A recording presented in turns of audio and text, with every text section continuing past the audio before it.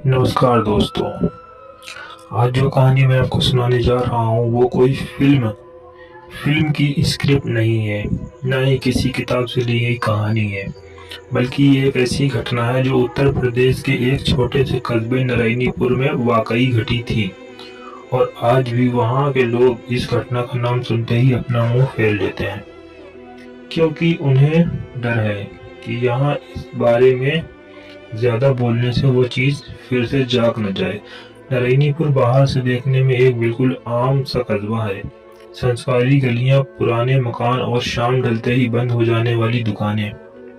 लेकिन इस कस्बे की एक सच्चाई ये है कि यहाँ रात जल्दी उतरती है और अंधेरा सिर्फ आसमान में नहीं बल्कि लोगों के दिलों में फैल जाता है। मैं साल 2016 में अपने काम के सिलसिले में पहली बार नारायणीपुर आया था। मुझे 15 दिन के लिए वहाँ रुकना था और सच कहूँ तो पहले दिन से ही मेरा मन वहाँ नहीं लग रहा था। ऐसा लग रहा था जैसे कोई अनजानी ताकत मुझे बार बार चेतावनी दे रही है कि यहाँ मत रुको, लेकिन मजबूरी थी, इसलिए मैं कस्बे के इकलौते guest house Shivam guest house में ठहर गया। ये गेस्ट हाउस करीब 30 साल पुराना था। 3 मंजिल इमारत जिसकी दीवारों पर जगह जगह सीलन के निशान थे और सीढ़ियां चढ़ते समय ऐसा लगता था जैसे हर कदम के साथ फर्श से कोई करह उठे। रिसेप्शन पर बैठा आदमी बहुत अजीब था। उसने मेरी तरफ ठीक से देखा तक नहीं, बस मेरी आईडी रजिस्टर में नाम लिखा और बिना कुछ बोले चाबी आगे बढ़ा दी। मैंने देखा चाबी के साथ एक पुरानी सी पीतल की प्लेट लगी थी जिस पर लिखा था कमरा नंबर 302। और जैसे ही मेरी उंगलियां उस चाबी से टकराईं, मुझे हल्का सा झटका महसूस हुआ, मानो किसी ठंडी चीज को छू लिया हो। मैंने मजाक में उससे पूछा कि भाई, कोई भूत प्रेत का चक्कर तो नहीं है ना? तो वो आदमी पहली बार मेरी तरफ देखा, उसकी आंखों में डर साफ झलक रहा था। उसने बहुत धीमी आवाज में कहा, साहब, तीसरी मंजिल पर रात में ज्यादा आवाज मत कीजिएगा। मैंने उसकी बात को नजरअंदाज किया और अपना बैग उठाकर सीढ़ियां चढ़ने लगा। तीसरी मंजिल पर पहुंचते ही वहां का माहौल और भी भारी लगने लगा। मंजिल पर बस 2 कमरे थे, 301 और 302, लेकिन 301 का दरवाजा सीमेंट से पूरी तरह बंद किया गया था, जैसे किसी ने जानबूझकर उसे हमेशा के लिए सील कर दिया। मैं थोड़ी देर तक उस बंद दरवाजे को देखता रहा, फिर अपने कमरे 302 का ताला खोला। कमरा अंदर से साफ था, लेकिन उसमें एक अजीब सी ठंडक थी, जबकि बाहर गर्मी का मौसम था। मैंने खिड़की खोली तो बाहर शमशान की तरफ जाती एक सुनसान सड़क दिखाई दी, जहां उस वक्त भी कोई नहीं था। शाम होते ही मेरी बेचैनी बढ़ने लगी। नीचे से किसी के बात करने की आवाज तक नहीं आ रही थी, जैसे पूरा गेस्ट हाउस खाली हो। रात करीब 11:30 बजे बिस्तर पर लेटा मोबाइल चला रहा था, तभी अचानक मेरे कानों में किसी के धीरे धीरे रोने की आवाज आई। पहले तो मुझे लगा शायद किसी का टीवी चल रहा होगा, लेकिन वो आवाज और साफ होती चली गई, जैसे कोई और बहुत धीमे स्वर में सिसक रही है।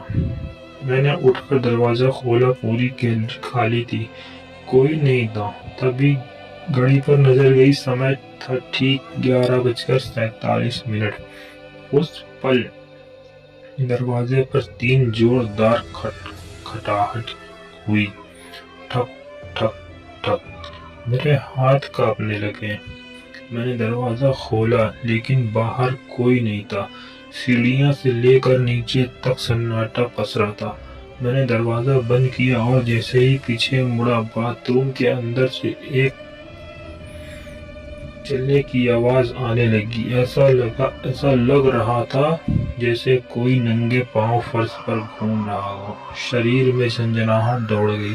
मैंने हिम्मत जुटाकर बाथरूम की लाइट जलाई आईने के सामने खड़ा हुआ और जैसे ही मैंने अपना चेहरा देखा तो मुझे महसूस हुआ कि मेरी परछाई कुछ सेकंड देर से हिल रही है, जैसे आईना मेरी नकल नहीं कर रहा हो बल्कि कोई और वहां खड़ा हो। मैंने पीछे मुड़कर देखा लेकिन कमरे में कोई नहीं था।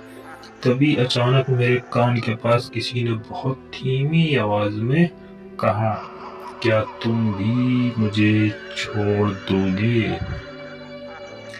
उस आवाज में इतना दर्द था कि मेरी सांस अटक गई। मैंने दरवाजे की तरफ भागना चाहा लेकिन मेरे पैर भारी हो चुके थे, जैसे किसी ने मुझे जमीन से चिपका दिया हो।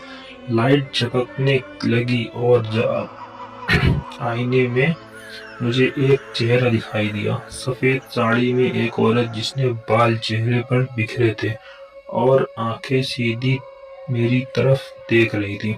उसी पल पूरी मंजिल की लाइट चली गई और अंधेरे में सिर्फ उसकी सिसकियां की आवाज गूंज रही थी।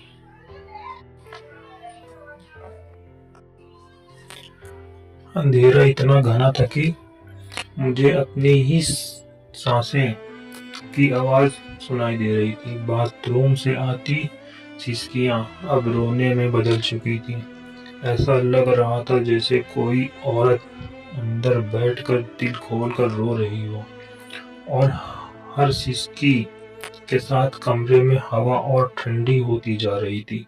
मैं दीवार के सहारे धीरे धीरे पीछे हटा, तभी अचानक बाथरूम का दरवाजा अपने आप खुल गया और अंदर से पानी टपकने की आवाज आने लगी, टप टप टप, जैसे किसी ने नल पूरा खोल रखा हो, जबकि मैंने नल छुआ भी नहीं था। आईने पर भाप जमने लगी और उसी भाप पर किसी ने उंगली से लिखा था, मदद करो। मेरे हाथ कांपने लगे। मैंने आंखें बंद कर ली लेकिन उसी पल मुझको एहसास हुआ कि मेरे बिल्कुल पास कोई खड़ा है, इतना पास कि उसकी ठंडी सांस मेरी गर्दन से टकरा रही थी। मेरे कान के पास वही आवाज दोबारा आई, मैं यही हूँ, तुम मुझे देख सकते हो। अब मैं भाग नहीं सकता था, मेरा पूरा शरीर सुन्न हो चुका था। तभी अचानक कमरे के कोने से किसी चीज के गिरने की आवाज आई और उसी के साथ बाथरूम की लाइट जल गई। आईने में वो औरत साफ दिखाई दे रही थी। उसकी गर्दन टेढ़ी थी जैसे फांसी से टूटी हो और उसकी आंखें बिना पलक झपकाए मुझे देख रही थी। उसके होठ हिले और उसने कहा, मेरा नाम राधिका है। जैसे ही उसने अपना नाम लिया मेरे सिर में तेज दर्द होने लगा। ऐसा लग रहा था जैसे कोई मेरे दिमाग के अंदर घुसने की कोशिश कर रहा है।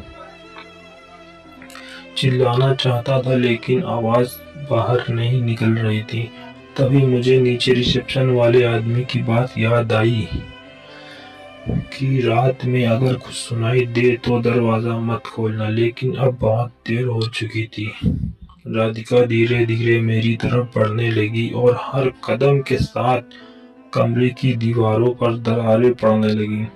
उसने मेरे सामने आकर कहा, मैं 5 साल से यहाँ अकेली हूँ, कोई मेरी बात सुनने नहीं आता, सब मुझे छोड़ देते हैं। जैसे ही उसने ये कहा मेरे हाथ अपने आप उठ गए और मैंने आईने को छू लिया। उस पल मुझे ऐसे दृश्य दिखने लगे जो मेरे नहीं थे। मैंने देखा एक नई दुल्हन लाल साड़ी में उसी कमरे में लाई जा रही है। उसका पति नशे में है, ससुराल वाले उसे कमरे में बंद कर देते हैं। दरवाजे पर बाहर से ताला लग जाता है। 3 दिन तक उसे खाना पानी नहीं मिलता। वो मदद के लिए चिल्लाती है लेकिन कोई नहीं आता। चौथे दिन वो बाथरूम में जाती है, आईने के सामने खड़ी होकर खुद से कहती है, अगर कोई मेरी आवाज सुने तो मैं उसके साथ चली जाऊंगी, और फिर वो फांसी लगा लेती है। ये सब देखते देखते मैं जमीन पर गिर पड़ा।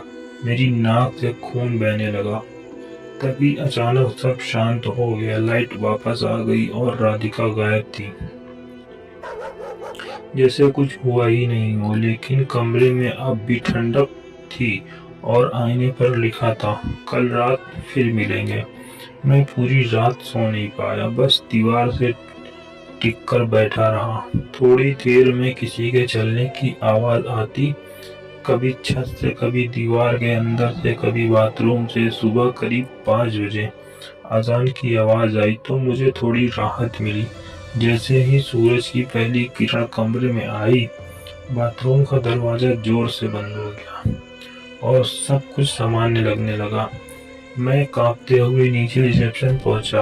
वहां वही आदमी बैठा था, लेकिन आज उसकी हालत और खराब लग रही थी, जैसे वो जानता हो कि मेरे साथ क्या हुआ है।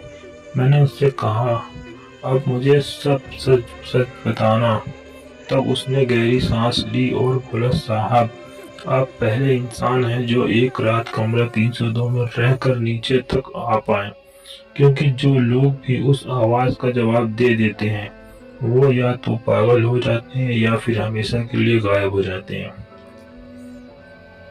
उसने बताया कि राधिका की मौत आत्महत्या नहीं, बल्कि उसे धीरे धीरे मार दिया गया था और उसकी आत्मा आज भी किसी ऐसे इंसान की तलाश में है जो उसकी कहानी दुनिया को बता सके। लेकिन जो भी बहुत ज्यादा पास जाता है उसकी दुनिया का हिस्सा बन जाता है। ये सुनकर मेरी रूह कांप गई, क्योंकि मुझे एहसास हो चुका था। रिसेप्शन वाले की बात सुनने के बाद मेरे अंदर एक अजीब सा डर हो गया था, क्योंकि अब मुझे यकीन हो चुका था कि जो कुछ भी मैंने रात में देखा और महसूस किया वो मेरे वहम नहीं था, बल्कि कोई ऐसी ताकत थी जो मुझे जानबूझकर अपने करीब खींच रही थी।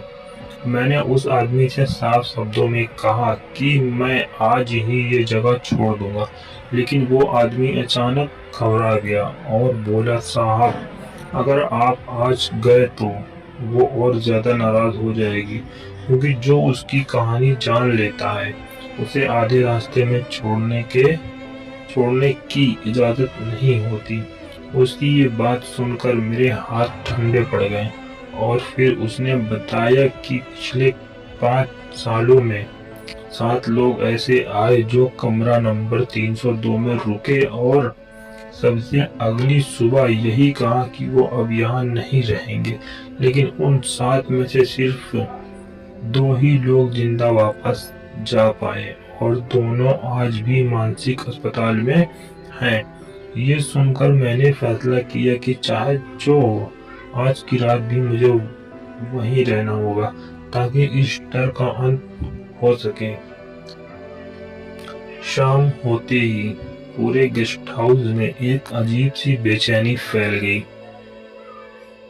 जैसे दीवारें भी कुछ होने का इंतजार कर रही हूँ। रात करीब 11:30 बजे मैं फिर से कमरा नंबर 302 में था। इस बार मैंने लाइट बंद नहीं की, लेकिन जैसे ही घड़ी में 11:47 हुए, कमरे की सारी लाइट एक साथ बंद हो गई और ठंड इतनी बढ़ गई कि मेरी सांसें धुआं बनकर निकलने लगी। तभी दीवारों से खरोंचने की आवाज आने लगी, जैसे कोई अंदर से बाहर निकलना चाहता हो। बाथरूम का दरवाजा अपने आप खुला और आईने में राधिका का चेहरा पहले से कई जगह साफ दिखाई देने लगा। उसके चेहरे पर दर्द कम और गुस्सा ज्यादा था। उसने मुझसे कहा, आज आखिरी रात है, या तो तुम मेरी कहानी पूरी दुनिया को सुनाओगे या फिर यहीं मेरे साथ रह जाओगे। उसी पल मुझे एहसास हुआ कि यही उसकी कैद से निकलने का रास्ता है। लेकिन जैसे ही मैंने हाँ कहने की कोशिश की, कमरे की छत से तेज आवाज आई और अचानक मुझे दिखाई दिया कि उसी कमरे में और भी साए हैं। 7 लोग जो पहले यहाँ रह चुके थे। सबकी आंखें खाली थी और वो सब एक ही आवाज में बोले, हमें भी आजाद करो। मेरा दिमाग सुन्न हो गया। कमरे की दीवारें जैसे सांस लेने लगी और फर्श पर पानी फैलने लगा। तभी राधिका जोर से चिल्लाई और पूरा कमरा कांप उठा।